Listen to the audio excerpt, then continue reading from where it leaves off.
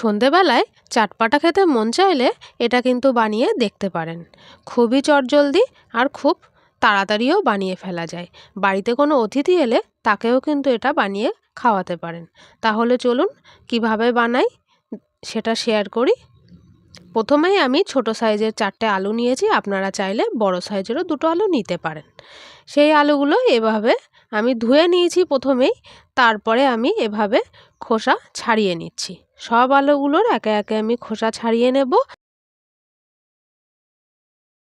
আলুর খোসাগুলো ছাড়িয়ে নিচ্ছি। ছাড়িয়ে নিয়ে আমি একটা বাটি নিয়ে নিয়েছি। বাটির মধ্যে এরকম ছোট গ্রেটার নিয়ে নিয়েছি, আপনারা চাইলে বড় গ্রেটারেও গ্রেট করে দিতে পারেন। আলুগুলো সবগুলো আমি এই যে গ্রেট করে নিয়েছি ছোট গ্রেটারটা দিয়ে।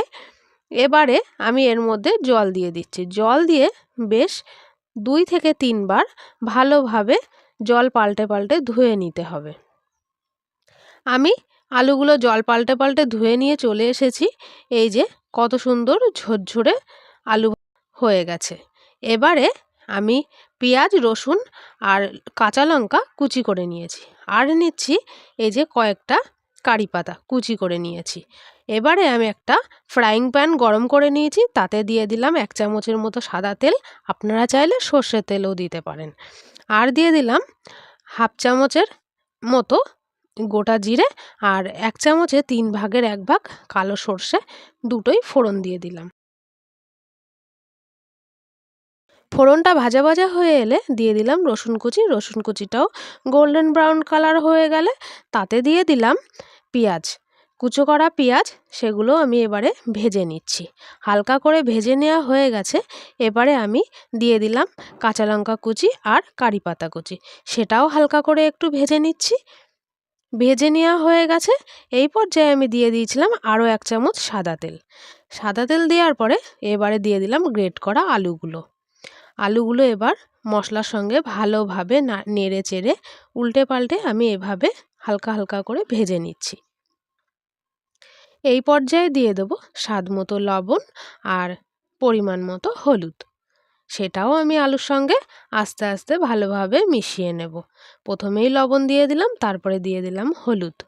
হলুদ গুঁড়ো দেওয়ার পরে এবারে আমি আবারও ভালোভাবে সব কিছুর সঙ্গে মিশিয়ে নিচ্ছি। এবার আমি 2 থেকে 3 মিনিটের জন্য রেখে দিয়েছিলাম। তারপর এখন দেখাচ্ছি 2 থেকে 3 মিনিট পর। এরকম হয়ে যাওয়ার পরে আমি দিয়ে দিলাম মেজারিং কাপের 1 কাপ জল। এখন আমি গ্যাসের ফ্লেমটা হাইতেই রাখবো, এতক্ষণ কিন্তু লোতে ছিল। এইবারে হাইতে রাখার পর জলটা ফুটে উঠে গেল। এবারে আমি দিয়ে দিলাম মেজারিং কাপের 1 কাপ আটা। ঘরে আমরা যেই আটার রুটি খাই সেই আটাই কিন্তু আমি এখানে ব্যবহার করেছি। এখন কিন্তু গ্যাসের ফ্লেমটা লোতে করে দেব।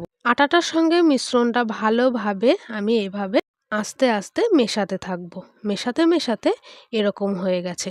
এইবারে একটা ডোতে পরিণত হয়ে গেছে। এই ডোটা আমি এবার আস্তে আস্তে নামিয়ে নেব একটা প্লেটে। একটা প্লেটে আমি তেল এই যে মাখিয়ে নিচ্ছি সাদা তেল, তারপরে আমি ডোটা নামিয়ে নিলাম। একটু ঠান্ডা হতে দেব। তারপর আমি এই যে একটা ছুরির সাহায্যে, এখনও পুরোপুরি ঠান্ডা হয়নি, তাই জন্য আমি ছুরির সাহায্যে এইভাবে আস্তে আস্তে একটা চেপে চেপে চৌকো শেপের দিয়ে নিলাম। আপনারা চাইলে যে কোনো আপনাদের মন পছন্দ মতো শেপ কিন্তু বানাতে পারেন। আমি এখানে ত্রিকোণাকার শেপ বানাবো, আপনারা চাইলে ছোট ছোট চৌকো শেপেরও বানাতে পারেন। আমি এই যে এভাবে কেটে নিলাম, তারপরে এই যে কোনাকুনি কেটে ত্রিকোণাকার দিয়ে দিচ্ছি। সবগুলো এভাবেই কেটে নিচ্ছি। সবগুলো দেখুন ত্রিকোণাকার কাটা হয়ে গেছে। এবার আমি একটা তুলে দেখাচ্ছি কেমন হয়েছে। এই যে দেখুন কেমন হয়েছে। এবারে আমি এগুলোকে একে একে ভেজে নেব। প্রথমে আমি একটা ফ্রাইং প্যানে আমি তেল গরম করে নিয়েছিলাম, তার মধ্যে আমি একে একে এই পিসগুলো ভেজে নিচ্ছি। এক পিঠ ভাজা হয়ে গেছে। এবারে আমি আর এক পিঠ উল্টে দিচ্ছি ভেজে নেওয়ার জন্য। এখন আমি গ্যাসের ফ্লেমটা কিন্তু মিডিয়াম টু লোতেই রাখবো।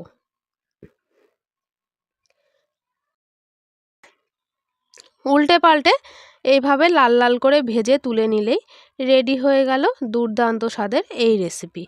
খুবই তাড়াতাড়ি বানানো যায় আর খেতেও কিন্তু খুব সুন্দর হয়। আমি আরেক ব্যাচও ভেজে নেব এই একই রকমভাবেই। আমার পুরোটা ভেজে নেওয়া হয়ে গেছে, এবারে আমি সার্ভ করে দিলাম। দেখুন দেখতে কত সুন্দর লাগছে, বাচ্চা থেকে বড়রা সবারই খুব ভালো লাগবে। আর এটা কিন্তু খুবই সুস্বাদু খেতে। দেখুন আপনারা সসের সঙ্গে বা শুধু মুখেও এটা খেতে পারেন, বা চায়ের সঙ্গেও এটা খাওয়া যেতে পারে। কত সুন্দর হয়েছে ভেতরটা দেখুন। আপনারা যদি বাড়িতে বানিয়ে থাকেন তাহলে অবশ্যই একটা কমেন্ট করবেন। ভালো লাগলে লাইক কমেন্ট শেয়ার করে আমার পাশে থাকবেন। Thank you.